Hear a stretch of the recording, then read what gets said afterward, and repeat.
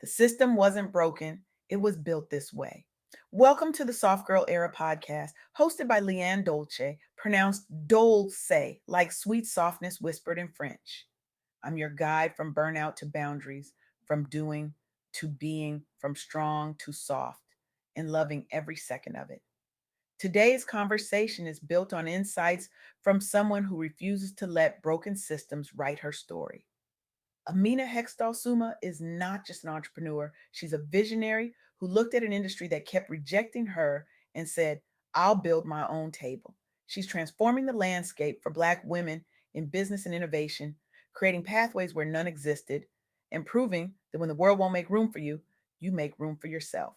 Her courage, her clarity, and her commitment to empowering others are changing lives. And today, her story is going to challenge everything you thought you knew about success, resilience, and what it really means to choose yourself. Let me ask you something. When you think about success, what comes to mind? Is it education, hard work, degrees on the wall, late nights at the office, climbing that ladder rung by rung until you finally reach the top?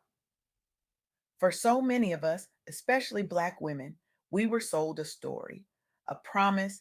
We were told that if we just worked hard enough, studied long enough, sacrificed enough, we would be rewarded, we would be valued, we would be secure. But here's the truth nobody wanted to tell us. The system was never designed to reward us equally. And the more we achieve within it, the more we realize that the rules keep changing. The goalposts keep moving, and that security we were promised, it was never real. Now, here's where it gets interesting. Despite facing some of the highest unemployment rates in the country, despite systemic inequities that would crush most people, despite wage gaps and glass ceilings and doors that slam shut just as we're about to walk through them, Black women are leading the charge in entrepreneurship and innovation. We're not just participating in the economy, we're creating entirely new economies. We're building businesses at rates that outpace nearly every other demographic.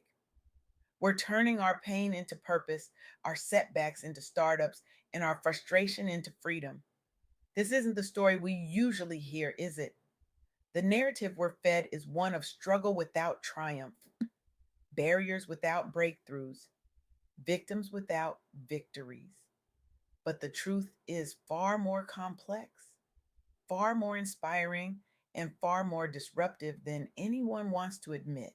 Let me share Amina's story with you because it illustrates this beautifully.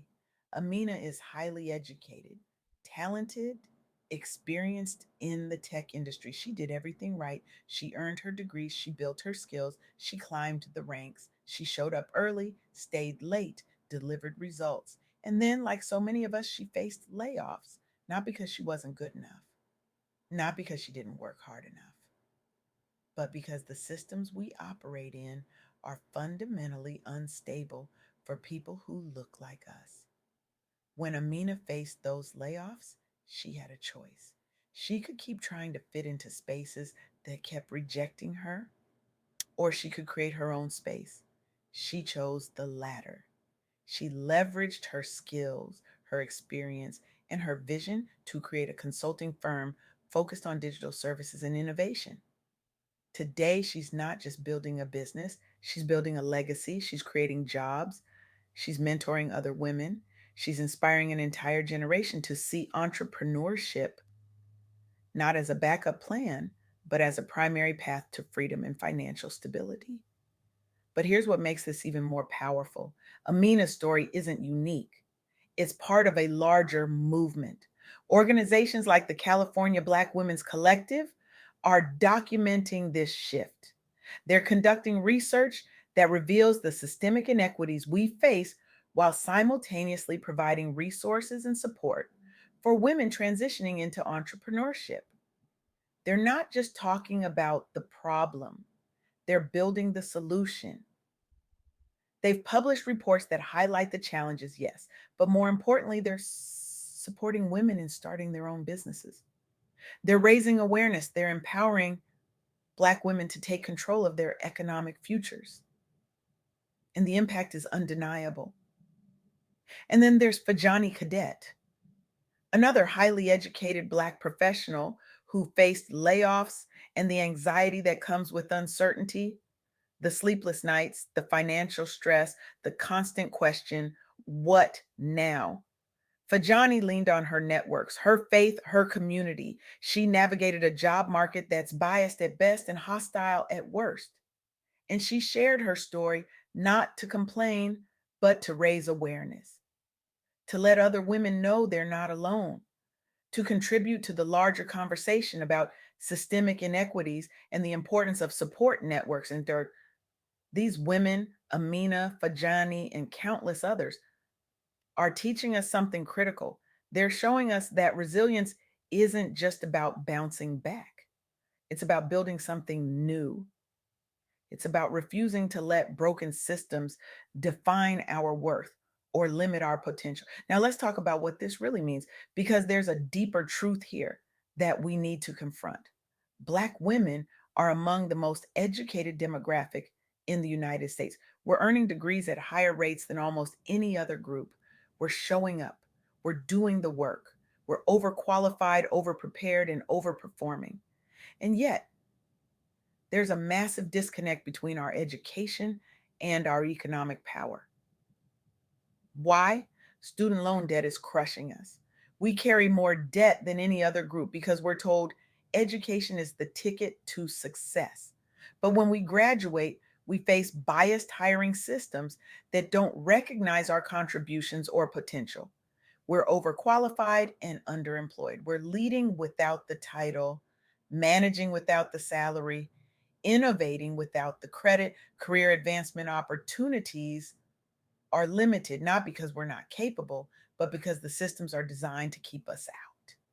So, what do? We stop waiting for the system to fix itself.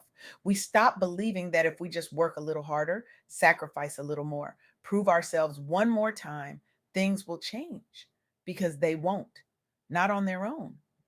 Instead, we do what Amina did. We take control. We leverage our skills, our networks, our creativity, and our determination to build something that belongs to us. We turn to entrepreneurship not because it's easy, but because it's ours, because it's a path to economic stability that doesn't depend on someone else's approval or someone else's bias. This is what I mean when I talk about the soft girl era. It's not about giving up or opting out. It's about choosing yourself. It's about releasing the cape, dropping the need to prove yourself to systems that will never value you fully, and redirecting that energy into building something that reflects your worth, your vision, and your values. Let me be clear, entrepreneurship isn't a magic solution. It's hard, it's risky, it requires resources, support, and a level of faith that can feel terrifying. But here's what it also requires: a willingness to bet on yourself, a willingness to say, I am done waiting for permission. I am done shrinking to fit into spaces that were never designed for me. I am done playing by rules that keep changing to keep me out. And when we make that shift, something incredible happens. We don't just change our own lives, we change the lives of everyone around us. We create jobs, we mentor other women, we build businesses that reflect our values and serve our communities. We become living proof that the narrative we were fed, the one that says we have to work twice as hard for half as much, is not the only story available to us. The California Black Women's Collective is proving this every single day. They're supporting women in starting their own businesses. They're raising awareness about systemic inequities. They're empowering Black women to take control of their economic futures. And the impact is rippling outward, touching families, communities, and entire industries. This is the counterintuitive truth that nobody wants to talk about. The very systems that are failing us are also pushing us toward innovation. The barriers we face are forcing us to create new paths. The rejection we experience is teaching us to build our own tables. And in doing so, we're not just surviving, we're leading. Think about that for a moment. In the face of high unemployment rates, wage gaps, and limited opportunities for advancement, Black women are starting businesses at rates that outpace nearly every other demographic. We're not waiting for the economy to include us. We're creating our own economies. We're not asking for a seat at the table. We're building our own tables and we're inviting other women to sit with us. This is what resilience looks like. This is what strength looks like. And this is what the soft girl era is all about. It's about redefining strength. It's about recognizing that softness, rest, and self prioritization are not signs of weakness. They're signs of wisdom. They're signs that we've learned the hard way that we cannot pour from an empty cup and we cannot build a legacy on burnout. Amina's journey to entrepreneurship, Fajani's reliance on faith and community, the work of the California Black Women's Collective.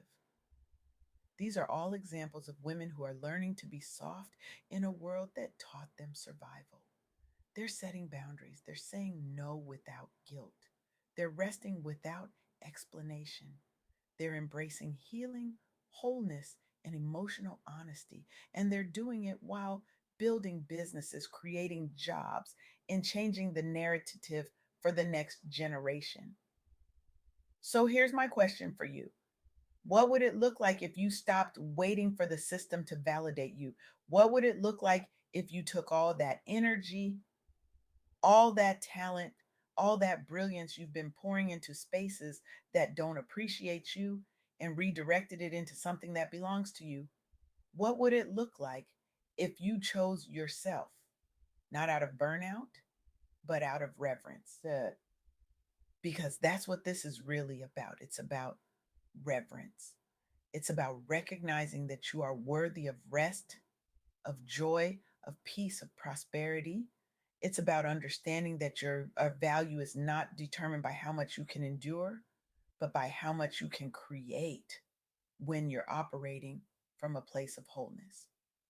The women I've shared with you today, Amina Fajani, and the countless others who are part of this movement, they're not just building businesses, they're building a new way of being. They're showing us that we don't have to choose between success and softness. We don't have to choose between ambition and rest. We don't have to choose between financial stability and emotional well being. We can have all of it, but we have to be willing to release the cape. We have to be willing to let go of the superwoman script that's been killing us slowly. We have to be willing to embrace a new definition of strength, one that includes vulnerability, boundaries, and the courage to choose ourselves. This is the sacred pause Black women have been waiting for. This is the deep exhale from the survival script. This is the quiet but powerful return to softness, rest, self trust, and radical joy. And it's not just a trend, it's a lifestyle rebellion. It's a spiritual, emotional, and mental recalibration. It's a movement. So here's what I want you to do: stop for a moment and ask yourself, what is one thing I'm carrying that I need to put down? Is it the belief that you have to prove your worth to people who will never see it? Is it the guilt around resting when your body is screaming for a break? Is it the fear of stepping into your own power because it might make others uncomfortable? Whatever it is, I want you to name it. And then I want you to release it because the world doesn't need another exhausted, overextended version of you. The world needs the real you, the whole you, the soft, powerful, brilliant, unapologetic you. That's the you that will change everything. That's the you that will build businesses, mentor others, create opportunities, and shift entire systems. That's the you that's been waiting to bloom. And here's the truth: you don't need anyone's permission to step into that version of yourself. You don't need another degree, another promotion, another validation from a system that was never built for you in the first place. You just need to decide that you're done shrinking, decide that you're done waiting, decide that you're done apologizing for taking up space. and then build. Build the business, build the community, build the life, build the legacy, not because it's easy, but because it's yours. Because when you build from a place of wholeness, from a place of rest, from a place of reverence for yourself, you don't just change your life, you change the world. So let me leave you with this: the system wasn't broken, it was built this way. But you were built for more. And the moment you stop trying to fix what was never meant to include you and start building what was always meant to be yours, that's when everything changes. Welcome to your soft girl era. Now go build your table